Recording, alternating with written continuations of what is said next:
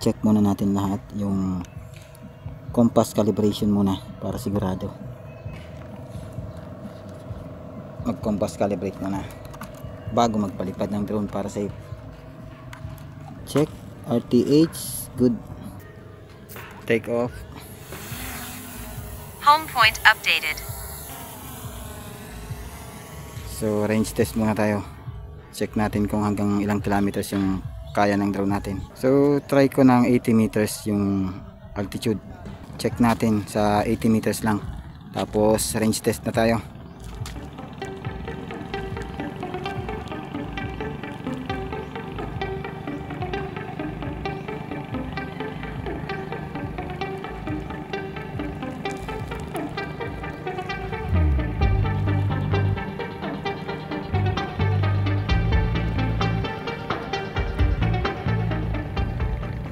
Dito lang tayo sa may tabing dagat, huwag nating padaan sa may gitna ng dagat.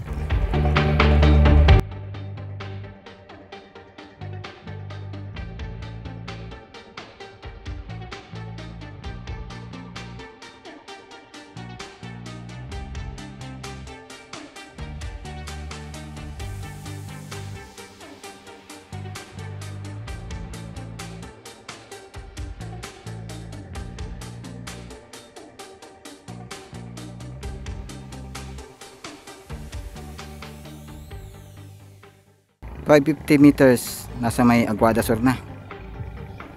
So ang height niya ngayon ay 81 meters. 640 meters, altitude is 81 meters. 89% yung battery kasi di ko na charge. Halos 2 araw na hindi naka-charge. So dito lang tayo sa may tabing dagat. Yun.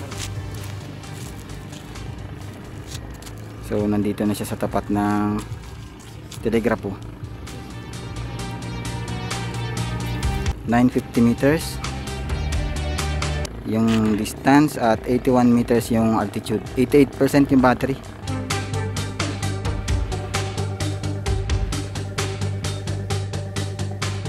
So na full charge ko yung battery 2 araw na hindi ko ginamit. So malakas yung hangin sa taas.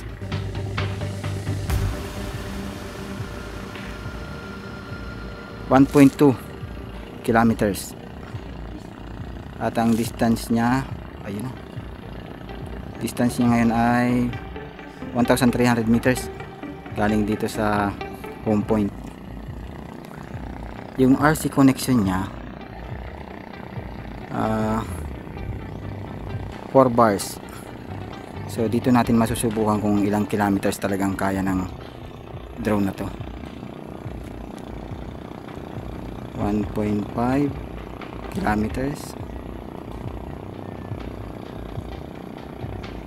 So nandito na siya sa may telegrapo.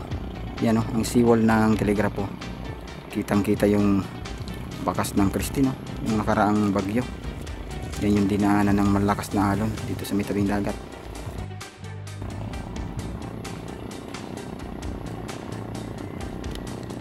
Yan ang sitio telegrapo. Sitio ng Barangay Kaditaan. 1.8 kilometers, yun, 1.9. Basta tansya ko pagdating dito sa Kaditaan kasi yung airplano ko nasa 2.2 ang reading niya dito, 2.2 kilometers.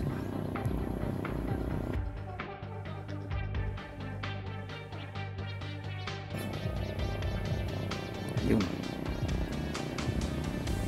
2.1 kilometers, 80 meters yung altitude. So yan o, ganda ng hubasan dito sa Kaditaan. Ano? Yan ang bukana ng Kaditaan at dito naman nilalagay yung mga bangka. Ayan o. Safety yung mga bangka kasi pag may bagyo diyan nakaparada. Diyan nakapark lahat ng mga bangka. So dito naman, dito natin makikita naman yung tulay ng Sitio Pangpang. Ayun o. So sa ngayon sira yung tulay ng Sitio Pangpang diyan sa Barangay Kaditaan. Yan, bumagsak. Kung wala yung tubo na sa ibabaw, naku, talagang bagsak na yung tulay na yan. Kaso maganda rin yung pagkakagawa kaya hindi talaga napuruhan. Sa ngayon, ganyan yung tsura ng tulay ng Sitio Pangpang. So 79%, 2.7 kilometers. Yan ang range test natin ngayon. Try natin kung hanggang saan naabot. 2.8 kilometers. At yung signal niya ay nag 3 bars, nag-orange.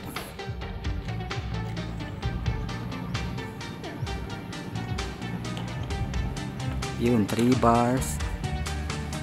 Ayun, nag 1 bar. 3 kilometers, 2 bars na lang yung signal. Try ko galawin yung remote control kung yun, dumadagdag. 3 bars, 3.1 kilometers. Nandito na siya sa may malapit ng Hinangra, Barangay Hinangra. 80 meters yung altitude. So taas natin ng 90. Check natin kung magbabago yung ano, kung lalakas yung signal pag pinataas natin.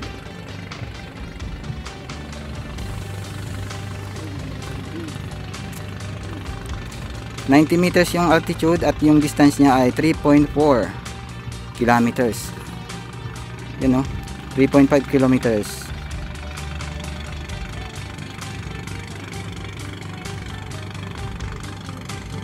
Ang horizontal speed niya ay 10.1 meters per second. Yun, ganda oh. So itong part na to, ito na yung Barangay Hinangra. So sakop na yata to ng Barangay Hinangra itong hubasan na to. So dito sa may unahan, yan sa may kanto, yan sa may gitna ng screen natin, yan na ang Barangay Hinangra. So 3.8 kilometers, 73% yung battery, 90 meters yung altitude. Yung ganda. So ang purpose nito para malaman natin kung hanggang ilang kilometers yung kaya ng drone natin, yung Mini 3. 4.1 kilometers yun.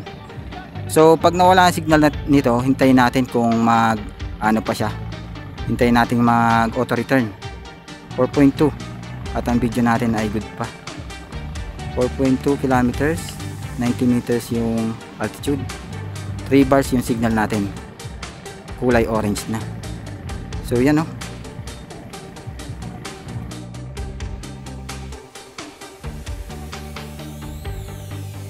So itong sarili kong Mini 3, ito yung range test niya ngayon. So 4.4 kilometers, 4.5 kilometers. So nandito na siya sa Barangay Hinangra. Galing dito sa atin, yun oh, layo na. Yung nakita ko nasa 4.5 sa YouTube. So sabi ko try ko nga kung anong yung resulta dito sa Mini 3 natin. 4.7 kilometers, 90 meters altitude. Layo din pala. 69% yung battery. Yung signal niya ay 3 bars at ang distance niya ngayon ay 4.8 kilometers at 90 meters yung altitude. Yan oh. So may nag-request na mga followers natin na videohan daw itong parte ng Battery barangay. level is low. Aircraft will return to the home point in 10 seconds. Cancel natin yan kasi ano pa 67% pa. So 5.1 kilometers. Yun, layo ah. 2 bars yung ano, yung signal niya, pero kulay orange na. Pero maganda pa rin ang video, hindi nawawala. So yung signal natin ngayon ay 2 bars. Yun, nag 1 bar na lang. 1 bar hanggang 2 bars yung signal natin at ang distance niya ay 5.3 to 5.4. ayun, pag nawala na yung signal, i-auto return na natin. Yun, nawala ng signal. 5.4, 5.5. Yun, karoon pa rin ng signal. 5.5 kilometers, 64% yung battery. Yun. So check natin kung ano. Diyan sa may kanto na yan, yan ang Barangay Biton. So layo na. 5.6, 5.7 kilometers. 90 meters yung altitude. 90 to 91 meters yung altitude natin. So nandito na siya sa Barangay Biton. At ang range niya ngayon ay 5.8 kilometers. Nag 3 bars na naman yung signal natin, oh. 2 to 3. Kulay orange yung signal natin. 3 bars, 2 to 3 bars. So ibig sabihin, malayo pala talagang aabutin ng drone na to. So 62%. Try natin hanggang mga 60% yung battery, tapos auto return natin kahit may signal pa. Ayan, no. 6.1. Ito na ang Barangay Biton. Itong kanto mismo na to. 6.2 kilometers. Pag nag 60%, auto return na natin. So ang signal natin, ayan, no, 3 bars pa. Ganda. Malayo pala talaga ang abot ng ano, Mini 3. Isipin nyo yan, Mini 3 standard 6.4 kilometers at 3 bars pa yung signal. So paabutin natin ng 7 kilometers. Try natin.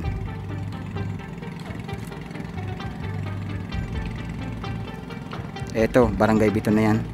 So ang layo na. 7 kilometers, paabutin natin ng 7, tapos auto return na natin. So ito na mismo yung Barangay Biton. Layo pala, kala ko lapit. Kala ko dati mga ano lang to, mga 4 kilometers. So dito sa drone natin, aabot siya ng 7. So pag saktong 7, auto return na natin. Ayan, no? Barangay Biton na Magallanes, Sorsogon. 6.8 kilometers, 3 bars yung signal ng drone, color orange, at 91 meters yung altitude. So pag saktong 7 kilometers, auto return na natin. Yun, 7.19 kilometers. Ayun, ay 7,018 meters pala. Ayun, 7 kilometers, auto return na natin. Return to home. Yeah. Pabalik na. So 7,018 meters or 7 kilometers yung inabot ng drone natin. So sa ngayon, pabalik na siya. 55% battery. So try natin kung aabot. Yun, ganda ng lugar dito. So check natin kung kaya kontrolin dito sa'yo. Yun, sa left stick. Ganda. Yan, pabalik ng DJI Mini 3. So yan, ganda pala dito sa part ng kalagitnaan ng Barangay Hinangra tapos Barangay Biton.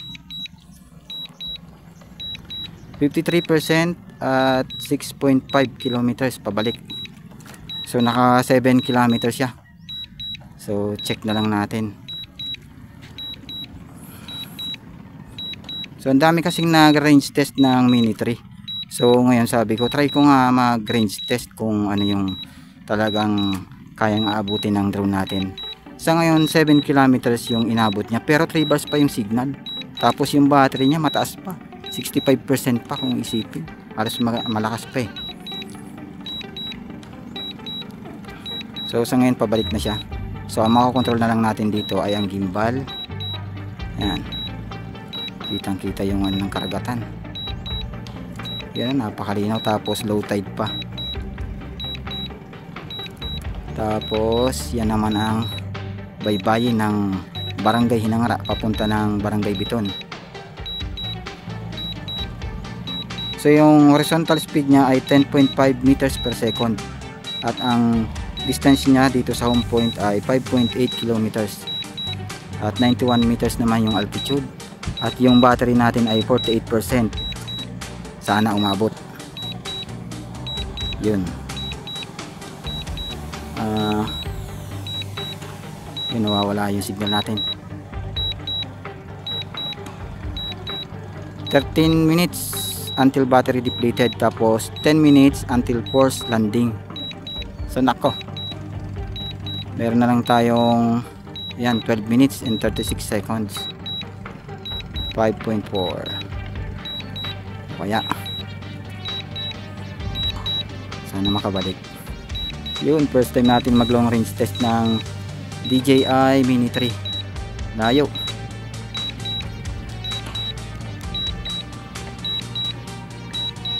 Yun, nawawala kasi binaba ko yung remote. Ayan, nag 1 bar, 2 bars.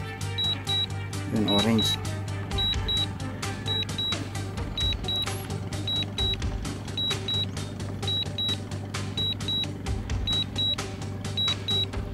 So pag nag long range test kayo, huwag yung tingnan yung ano, yung oras.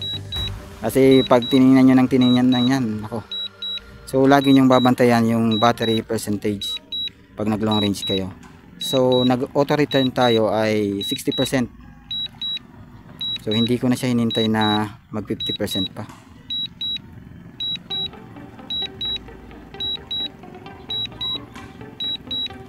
Returning to home, 460 seconds. Yun, 4.7 kilometers pabalik.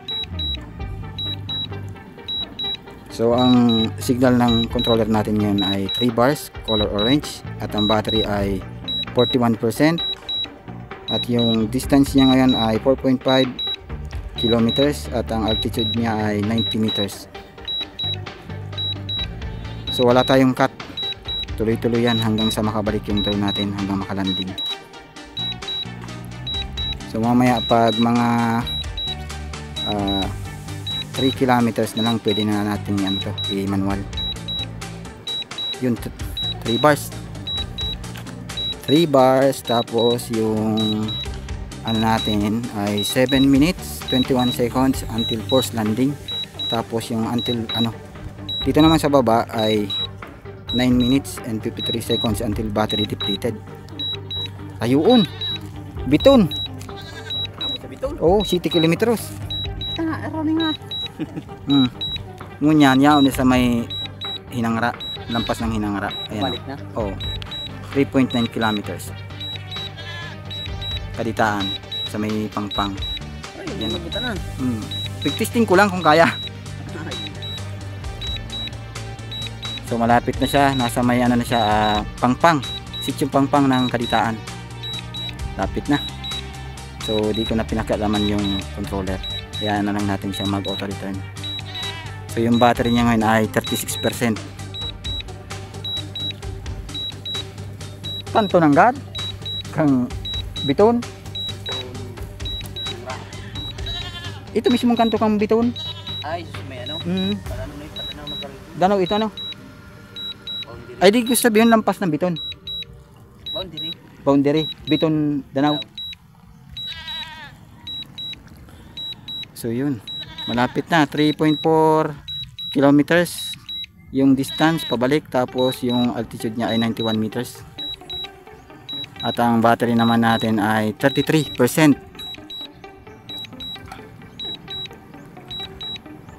5 minutes and 31 seconds until forced landing. Tapos 8 minutes and 25 seconds until battery depleted.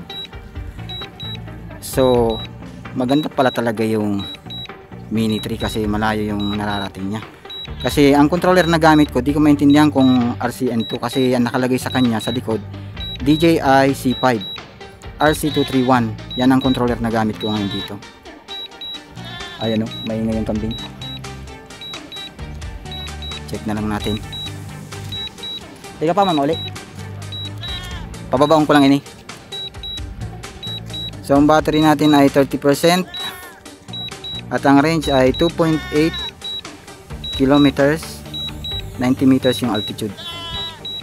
So 4 minutes and 10 seconds until forced landing, tapos 6 minutes and 35 seconds until battery depleted.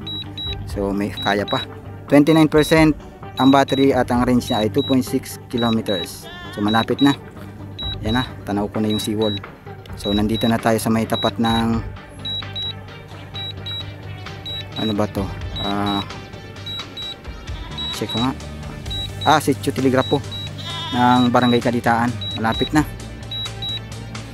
So yan o. 3 bars. So nakadepende pa rin sa orientation ng remote. So pag nag long range kayo, makikita nyo naman kung tumataas o bumababa yung bars ng signal sa controller natin. Kaya importante pa rin yung yung orientation ng remote control. Naku, ang ingay ng kambing dito. Battery natin ay 25% at ang range ay 2 kilometers. 90 meters naman yung altitude. Naku, ang ingay ng kambing. Nakikipag-usap yata eh. Nandun kasi yung baby niya. Mamaya, ayan, malapit na. 24% yung battery at ang range ay 1.8 kilometers at ang altitude niya ay 90 meters. So 2 minutes and 41 seconds until forced landing. So kaya. So try natin.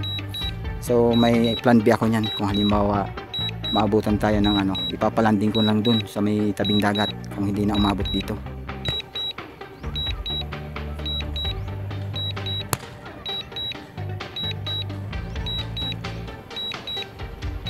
...21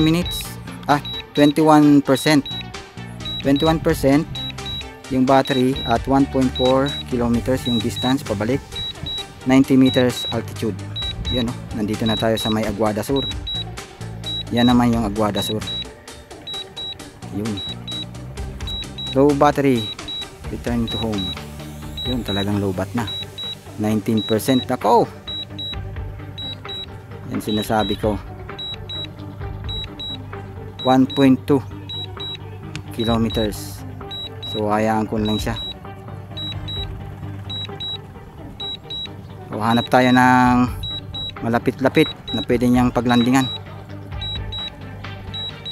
Kung halimbawa hindi na makaabot. Pero ano to? 17%, 900 meters yung distance sa home point. Ayan. Kita ko na yung seawall.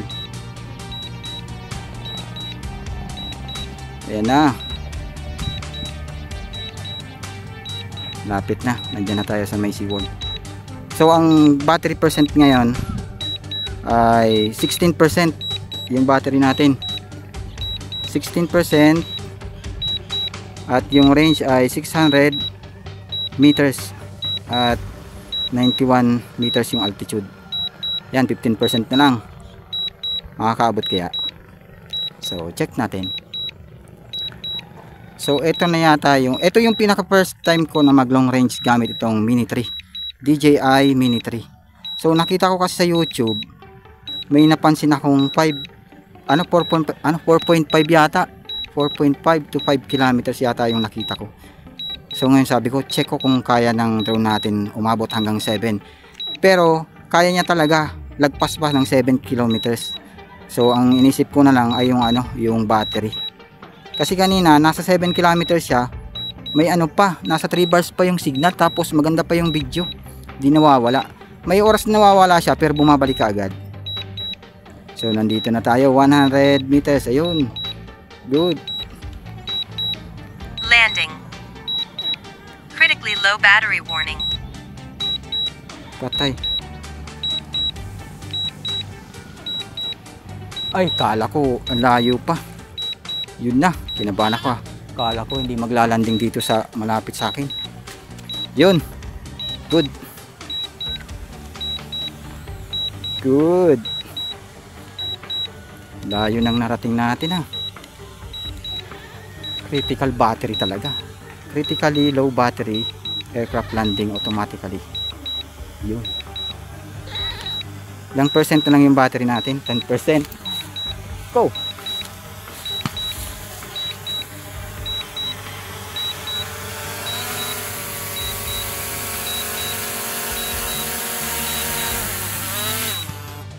Yun. Yan